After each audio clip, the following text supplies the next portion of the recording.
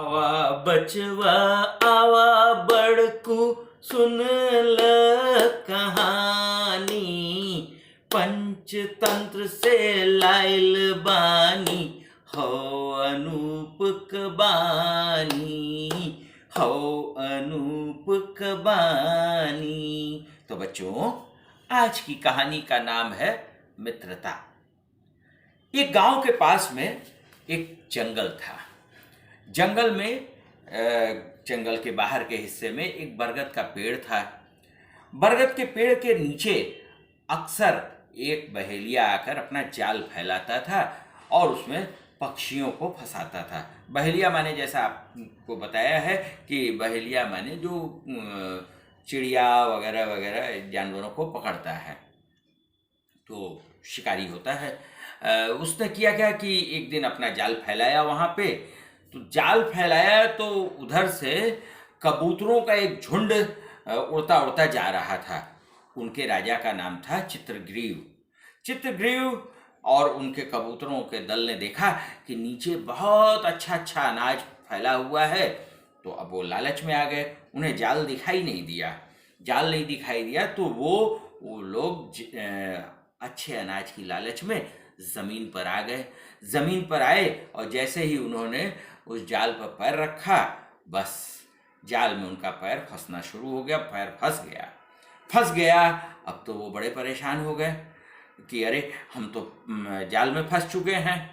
चित्रगिरी बहुत ही बुद्धिमान थे और उन्होंने कहा, घबराओ नहीं, एक काम करते हैं, हम लोग एक साथ, हमारा पैर फंसा है ना और हमारे पंख तो अभी आज़ाद हैं, तो हम लोग एक साथ पंख फड़फड़ा के इस जाल को के सहित उड़ चलेंगे। ये देखकर दूर से शिकारी बड़ा मन ही मन खुश हो रहा था कि चलो, आज बहुत ढेर सारे कबूतर एक साथ फंस चुके हैं। चित्रगिरी ने कहा कि बिल्कुल ठीक, मैं जैसे ही कहूँगा 1 2 3 गो, और सब एक साथ उड़े चलेंगे। बस चित्रगिरी ने कहा 1 2 3 गो, और सब एक साथ फड़ फड़ फड़ फड़ जाल लिए लिए उड़ चले। अरे, शिकारी के तो हाथ से तोते उड़ गए। लो, अभी तक तो वो खुश हो रहा था, लेकिन उसने जब देखा कि सारे कबूतर उसका जाल भी लिए चले जा रहे हैं, तो उनके पीछे पीछे दौड़ा। लेकिन कितनी दूर वो दौड़ सकता था? कबूतर तो आसमान में उड़ते रहे।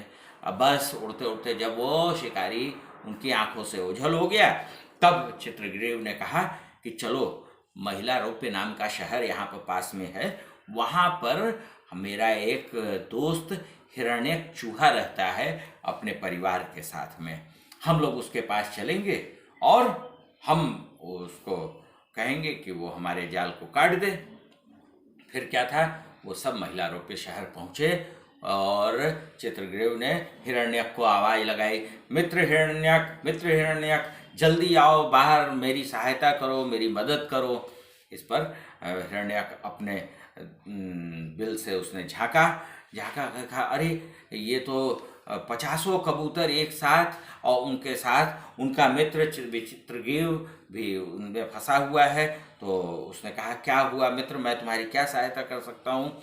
वो सब जाल सहित ज़मीन पर आए। उसने कहा कि अब जी जल्दी से अपने मित्रों के साथ मिलकर इस जाल को काट दो। हिरण्यक ने अपने सारे मित्रों को आवाज़ दी, जल्दी आओ जल्दी आओ, और उन्होंने कुछ ही क्षणों में जाल को काटना शुरू कर दिया। उसने कहा, हिरण्यक ने कहा कि पहले मैं अपने मित्र चित्रग्रीव को आज़ाद कर दूं, लेकिन उसने कहा नहीं, ये सारी मेरी प्रजा हैं, सब मेरे मित्र हैं, तो इसलिए सबको पहले आज़ाद करो, मैं बाद में आज़ाद होऊंगा।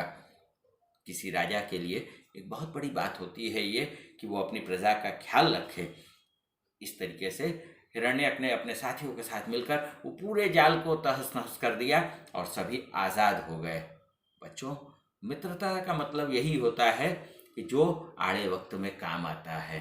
कोई भी आपका मित्र आपके आड़े वक्त में काम आता है, वही आपका सच्चा मित्र है। आज की कहानी बस इतनी सी। हम लोग फिर मिलते हैं, मिलते रहेंगे। तब तक के लिए टाटा, बाय बाय, नमस्ते।